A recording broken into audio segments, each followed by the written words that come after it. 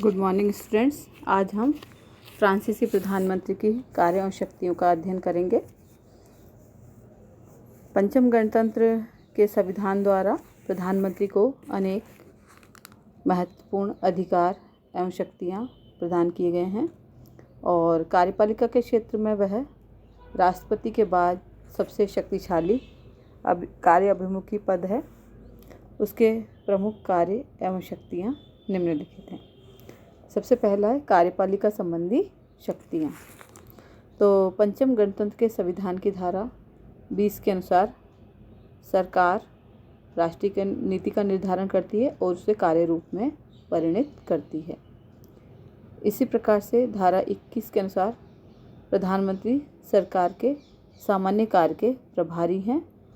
वे राष्ट्रीय प्रतिरक्षा के लिए उत्तरदायी हैं और कानूनों को लागू करते हैं। वे कई सैनिक तथा असैनिक पदों पर नियुक्तियां करते हैं। वे धारा 15 में उल्लेखित परिषदों और समितियों के अध्यक्ष के रूप में गणतंत्र के राष्ट्रपति की ओर से कार्य कर सकते हैं। यद्यपि मंत्रिपरिषद के सदस्यों की नियुक्ति राष्ट्रपति द्वारा की जाती है, किंतु उनके नामों की सिफारिश प्रधानमंत्री ही करता है। राष्ट्रपति सामान्यतः प्रधानमंत्री द्वारा अनुशंसित व्यक्तियों की ही नियुक्ति करता है। तथापि फ्रांस का राष्ट्रपति इसके लिए न तो संविधान के किसी प्रावधान द्वारा बाध्य है और न ही किसी परंपरा द्वारा। अपवादी परिस्थितियों में प्रधानमंत्री मंत्रिपरिषद के अध्यक्ष के रूप में राष्ट्रपति की ओर से कार्य कर सकते हैं। अगला है विधायिका संबंधी कार्य। तो प्रधानमंत्री तथा मंत्रिपरिषद के उसके अन्य सहयोगी संसद के सदस्य नहीं होते और यदि हैं भी तो भी मंत्री पद प्राप्त करने के बाद उन्हें संसद की सदस्यता से त्यागपत्र देना पड़ता है। प्रधानमंत्री संसद का विशिष्ट सत्र आमंत्रित कर सकते हैं। विधायी मामलों में प्रधानमंत्री पहल कर सकता है। राष्ट्रपति प्रधानमंत्री और असेंबली के अध्यक्षों के परामर्श से नेशनल असेंबली को भंग कर सकते हैं। धारा 19 के तहत राष्ट्रपति द्वारा किए जाने वाले कतिपय महत्वपूर्ण मामलों को छोड़कर अन्य कार्यों पर प्रधानमंत्री के प्रति हस्ताक्षर आवश्यक हैं।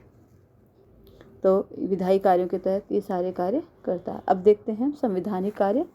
तो धारा 41 के अनुसार विधायी प्रक्रिया के दौरान यदि ये स्पष्ट हो जाए कि निजी सदस्य का प्रस्ताव या संशोधन विधि निर्माण में नहीं आता तो सरकार उसे नियम विरुद्ध घोषित करने की मांग कर सकती है। धारा 54 के अंतर्गत प्रधानमंत्री को ऐसा ही एक अधिकार उस अंतर्राष्ट्रीय संधि अथवा समझौते के संबंध में प्राप्त है जिसे या जिसकी किसी धारा को वह संविधान के विरुद्ध समझता हो।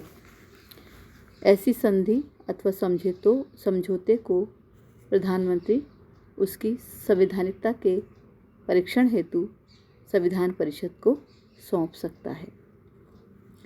धारा 89 के तहत संविधान में संशोधन का प्रस्ताव पेश करने का अधिकार संसद सदस्यों और प्रधानमंत्री की सलाह पर राष्ट्रपति को है। अगला है वित्तीय कार्य। तो बजट मंत्रिपरिषद बनाती है तथा प्रधानमंत्री उसे राष्ट्रीय परिषद में पेश करता है। धारा 40 में स्पष्ट कहा गया है कि जन राजस्व में कमी एवं राजस्व में वृद्धि करने वाले निजी सदस्यों के विधेयक, प्रस्ताव और संशोधन नियम विरुद्ध हैं। इस प्रकार फ्रेंच सरकार का वित्त पर पूर्ण नियंत्रण है। वस्तुतः यह एक असंसदीय प्रावधान है। इसलिए एक आलोचक ने लिखा है कि 5वें गणतंत्र में संसद सदस्यों के संवैधानिक अधिकार इतने सीमित हैं कि वे आय व्यय में किसी भी प्रकार का महत्वपूर्ण नियंत्रण अथवा संशोधन करने में समर्थ नहीं है। वित्त विधेयकों का संसद द्वारा पारित होना जरूरी है, किंतु संविधान में उल्लेख है कि यदि संसद 70 दिनों के भीतर उसे पारित नहीं कर पाती तो सरकार उसे अध्यादेश द्वारा लागू कर सकती है। ऐसा प्रावधान अन्य लोकतांत्रिक देशों के संविधानों में मिलना कठिन है। अब हम देखते हैं प्रधानमंत्री इस प्रकार से वित्तीय क्षेत्र में प्रधानमंत्री की जो शक्तियां हैं वो नगण्य हैं। अब देखें प्रधानमंत्री की वास्तविक स्थिति। तो फ्रेंच शासन प्रणाली में प्रधानमंत्री को निर्णायक स्थिति प्राप्त है। संविधान के 3 अध्याय में सरकार शीर्षक के अंतर्गत जिन शक्तियों का विवरण है वह मुख्यतः प्रधानमंत्री की ही शक्तियां हैं। संविधान की धारा 21 के अनुसार वे सरकार के सामान्य कार्य के प्रभारी हैं। राष्ट्रपति के अनेक कार्यों में प्रधानमंत्री के प्रति हस्ताक्षर होते हैं। वे अपने कार्यों को अन्य मंत्रियों को भी हस्तांतरित कर सकता है। फिर भी ये सच है कि पंचम गणतंत्र के संविधान में राष्ट्रपति शासन करता है और प्रधानमंत्री उसकी नीतियों को कार्य रूप में परिणत करता है। प्रधानमंत्री राष्ट्रपति का अभिकर्ता मात्र है। प्रधानमंत्री की स्थिति कमजोर है। वह राज्य रूपी जहाज का चालक चक्र नहीं है। वह समकक्षों में प्रथम भी नहीं है।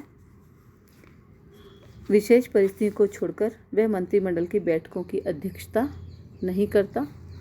अनेक कार्यों पर मंत्रियों के हस्ताक्षर की भी ज़रूरत पड़ती है कि वो स्वयं खुद अकेले निर्णय ले, ऐसा भी नहीं है। वह संसद का नेता नहीं है और राष्ट्र का नेता भी नहीं कहा जा सकता। बहुदलीय व्यवस्था के कारण राष्ट्रीय सभा एवं मंत्रिमंडल पर प्रभाव जमाए रखना मुश्किल होता है। प्रधानमंत्री की राष्ट्रपति का एक प्रधान लिपिक है।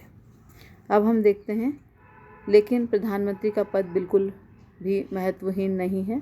वह राष्ट्रीय प्रतिरक्षा के लिए उत्तरदायी है।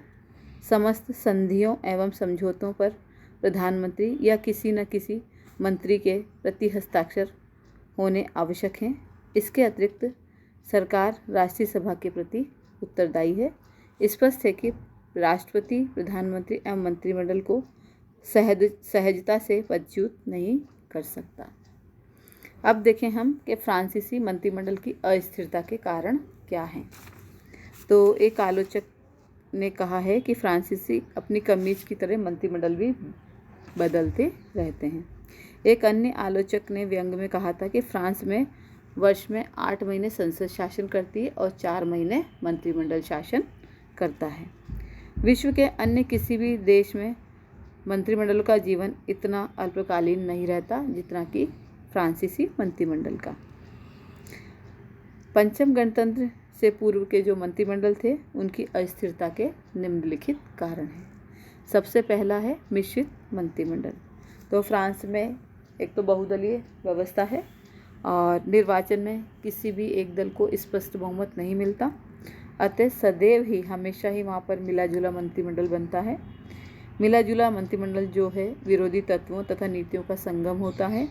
फलस्वरूप किसी भी समय उसका विघटन होना स्वाभाविक है। तो मिश्रित मंत्रिमंडल के कारण वहाँ पर मंत्रिमंडल में अस्थिरता पाई जाती है। दूसरा है दलों का ढीला संगठन। तो फ्रांस में दलीय अनुशासन का अभाव है। सदस्यों द्वारा दल बदल एक सामान्य प्रवृत्ति है। किसी भी स्वार्थ या पद के प्रलोभन में दल बदलना एक सामान्य बात है। थोड़ा सा मतभेद होने पर नए दल बन जाते हैं। फलस्वरूप मंत्रिमंडल को सुदृढ़ता नहीं मिल पाती। अगला है इसके अंदर संसद को विघटित करने की शक्ति का अभाव। तो चतुर्थ गणतंत्र में प्रधानमंत्री की संसद को विघटित करने की जो शक्ति है सीमित शक्ति थी। प्रथम 18 महीनों में विधायिका को विघटित नहीं किया जा सकता था। राष्ट्रपति राष्ट्रीय सभा को तभी भंग कर सकता है जबकि 18 महीनों की लगातार अवधि में 2 मंत्रिमंडल त्यागपत्र दे देते या 15 दिनों के भीतर मंत्रिमंडल के 2 सदस्य त्यागपत्र दे देते। अतः संसद के सदस्यों को विघटन का भय नहीं था। विघटन की धमकी देकर प्रधानमंत्री संसद को अपने नियंत्रण में नहीं रख सकता था।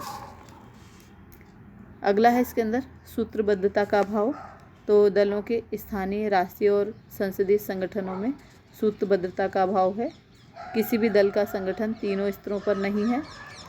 संसद में स्थित राजनीतिक दल संसद के जो बाहर स्थित दलों से संपर्क नहीं रखते। फ्रांस में यह आवश्यक नहीं कि सदस्य जिस दल के सहयोग से विजयी हुए हैं संसद में उसी का वो समर्थन करें। इस प्रकार फ्रांस के तृतीय एवं चतुर्थ गणतंत्र के अंतर्गत मंत्रिमंडल की अस्थिरता के फलस्वरूप मंत्रिमंडल की स्थिति दुर्बल हो गई तथा वह संसद का नेतृत्व नहीं कर पाया। बहुदलीय व्यवस्था के विकास के कारण फ्रांस में राजनीतिक अस्थिरता उत्पन्न हो गई। पंचम गणतंत्र का प्रमुख उद्देश्य मंत्रिमंडलीय अस्थिरता को दूर करना था। अतः संविधान में मंत्रिमंडल की शक्तियों को विस्तृत किया गया तथा राष्ट्रीय सभा की शक्तियों को कम कर दिया गया। धन्यवाद।